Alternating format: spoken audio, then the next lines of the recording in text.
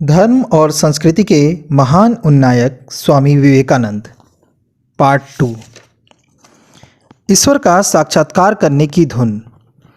बाल्य अवस्था में स्वामी विवेकानंद को, जिनका नाम उस समय नरेंद्र था, ऐसे ही वातावरण में रहना पड़ा था और इसके प्रभाव से वे बहुत छोटी आयु में ही ब्रह्म समाज में जाने लगे थे।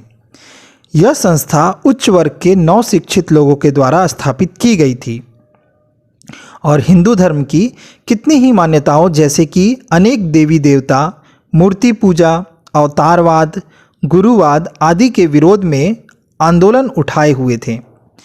वे लोग जात पात का निराकरण, सब जातियों की समानता, स्त्री शिक्षा, बड़ी उम्र में विवाह आदि अनेक सुधारों के लिए भी जोरदार प्रयत्न कर रहे थे। नरेंद्र के विचार भी उस समय बहुत कुछ इनसे मिलते जुलते थे, इसलिए प्रायः उनकी सभाओं में वे जाने लगे।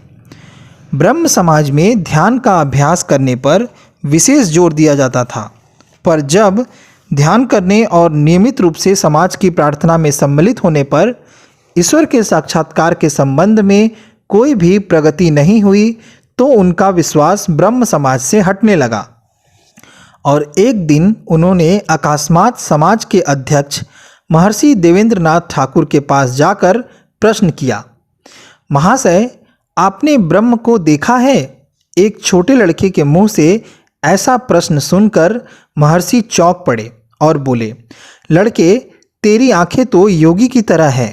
पर नरेंद्रनाथ को इस उत्तर से संतोष नहीं हुआ और वे अपने प्रश्न का उत्तर जानने के लिए अन्य धार्मिक समझे जाने वाले लोगों से यही चर्चा करने लगे। नरेंद्र को इस प्रकार ईश्वर की खोज में चारों ओर भटकते देखकर एक दिन उनके काका ने कहा कि तुझे यदि वास्तव में ईश्वर को प्राप्त करना हो तो ब्रह्म समाज आदि को छोड़कर दक्षिणेश्वर में ठाकुर रामकृष्ण परमहंस के पास चला जा।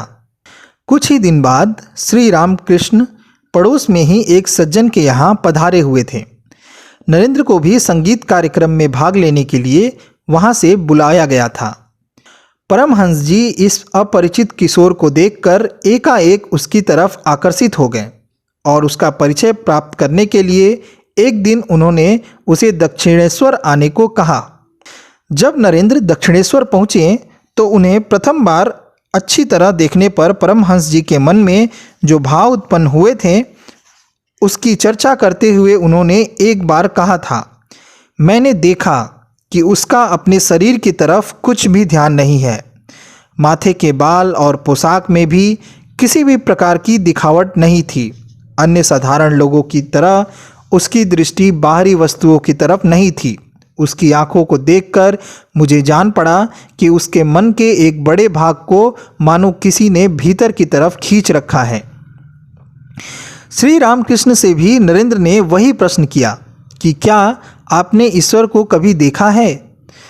तब श्री रामकृष्ण ने कहा, हाँ, देखा है। जिस प्रकार मैं तुम सबको देखता हूँ और तुम्हारे साथ बात करता हूँ, उसी प्रकार ईश्वर को भी देखा जा सकता है और उसके साथ बातें भी की जा सकती हैं।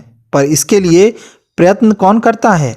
लोग स्त्री, पुत्र, संपत्ति के लिए हाय हाय करते फिरते हैं, उनके वियोग में रोते हैं, पर ईश्वर नहीं मिल पाया इसके लिए कौन रोता है?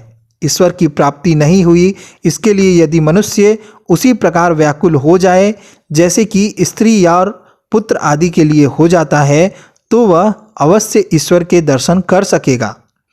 परमहंस जी का उत्तर सुनकर नरेंद्र के मन में यह भाव आया कि ये अन्य धर्मों उपदेशकों की तरह पुस्तकें पढ़कर ऐसी बातें नहीं कर रहे हैं, वरन इन्होंने सर्वस्व त्याग कर संपूर्ण मन से ईश्वर की आराधना करके अपने अंतर प्रदेश में उसे जैसा देखा है वैसा ही वे कह रहे हैं। हो सकता है कि विदेशी दार्शनिकों की व्याख्या के अनुसार ये अर्ध पागलों की श्रेणी में आते हों, तो भी ये महापवित्र और महात्यागी दिखते हैं और इसलिए मानव हृदय की श्रद्धा, भक्ति, पूजा और सम्मान के सच्चे अधिकारी हैं।